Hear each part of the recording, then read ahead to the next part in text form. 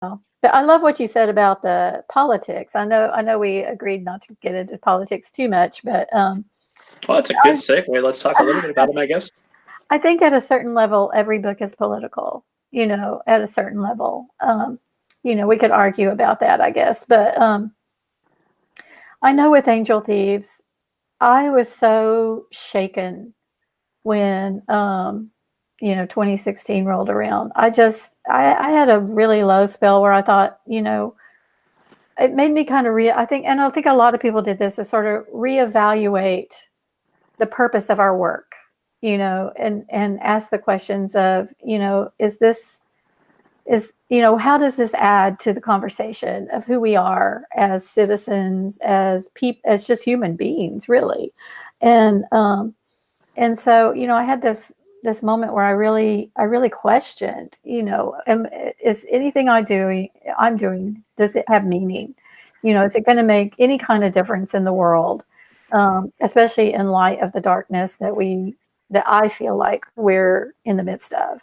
And one of the reasons that I wrote that story, that pre-Civil War story, is because as a Texan, as a lifelong Texan, I had always been taught that when Texas fought the War of Independence, to its own War of Independence, to be free of Mexico, that was a good thing, that, we were separating ourselves from the tyrannical Mexico and Spain and all of that. And I was, treated to the heroes of the Alamo. I mean, that's like a myth here in Texas. It's like our creation story in Texas, right? The Alamo, in a way. In the beginning, God created the Alamo. Exactly.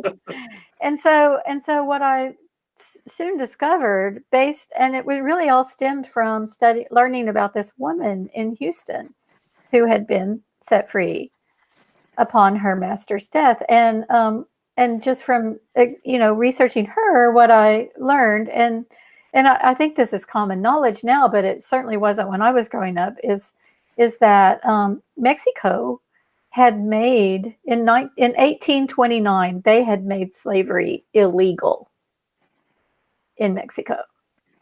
And so, of course, as a territory of Mexico, Texas would have fallen under Mexico's laws. So Texas technically should have been a slave-free state. Slavery was illegal beginning in 1829. Well, none of the Texas settlers wanted that. They wanted their slaves.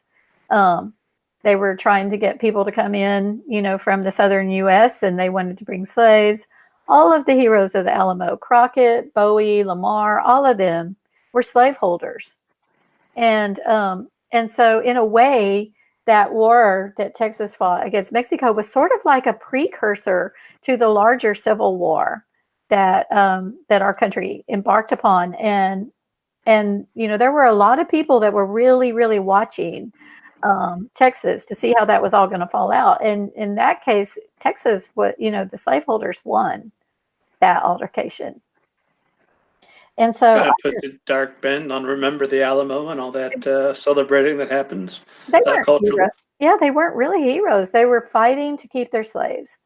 That was there were other reasons too, but that was the major reason for fighting against Mexico. And as it turned out, there was a loosely organized underground railroad in the South, but it led to Mexico.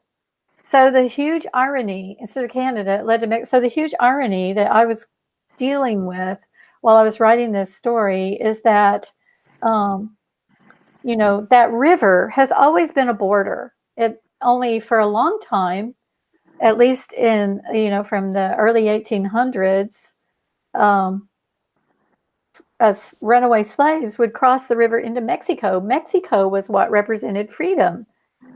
So, now we think of it in the reverse.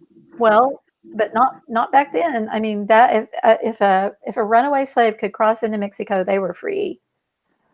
And interestingly, there was an article in the Washington Post just yesterday that the reporter is talking about a settlement there in Mexico that was settled by freed slaves.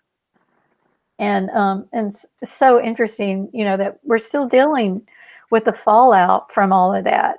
And when I started writing the story, I didn't know that we were separating babies from their families on the border. So here I was writing about a woman who has kidnapped her own children, to keep them from being separated from her, and it's still going on. And it was so heartbreaking and frustrating to me that that this is still happening right at our southern border, that we're still separating babies from their. I mean, we've continued to separate. We back in the slavery days, we separated babies from their parents all the time, and then then it continued with Native Americans being taken from their families and put in government schools and whatnot. And it continues today, and the most flagrant abuse right now is along the border. I'm sure it's happening in foster homes, and I don't want to get into all of it, but so I feel like unless we reckon with our history, which is what I was trying to show with this book, is one of the things, we're never going to be able to move forward. I think we have to come to see that those guys at the Alamo, they were no heroes, and I mean, they were fighting for something that is so immoral, so morally repugnant, that and until we come to grips with that, until we do have some sort of reckoning, not just in Texas but just our whole country, I think we're going to continue to fight the Civil War. I mean, just today, that congressman whose name I shall not say, from Iowa, was putting tweets out about the next Civil War here in our country, and I just think we haven't finished the Civil War, and until we really talk about it and try to illuminate it, even in fiction, I think we have a long way to go. So I didn't mean to be so depressing, but it's a depressing world we're living in at the moment, for all time, unfortunately. And so I think it's our responsibility to shine a light on where we've been, so that we can then go on and move towards the light, to make some better choices, and to and I think that at the end of the day is our job as writers for kids, is to provide stories that tell the truth, but also hopefully encourage them to make good choices, to do something good, like Cade, to yearn for doing something good, something really good, because that's so much more life affirming. Especially you think of Zora, that's the life affirming choice, is to do something good.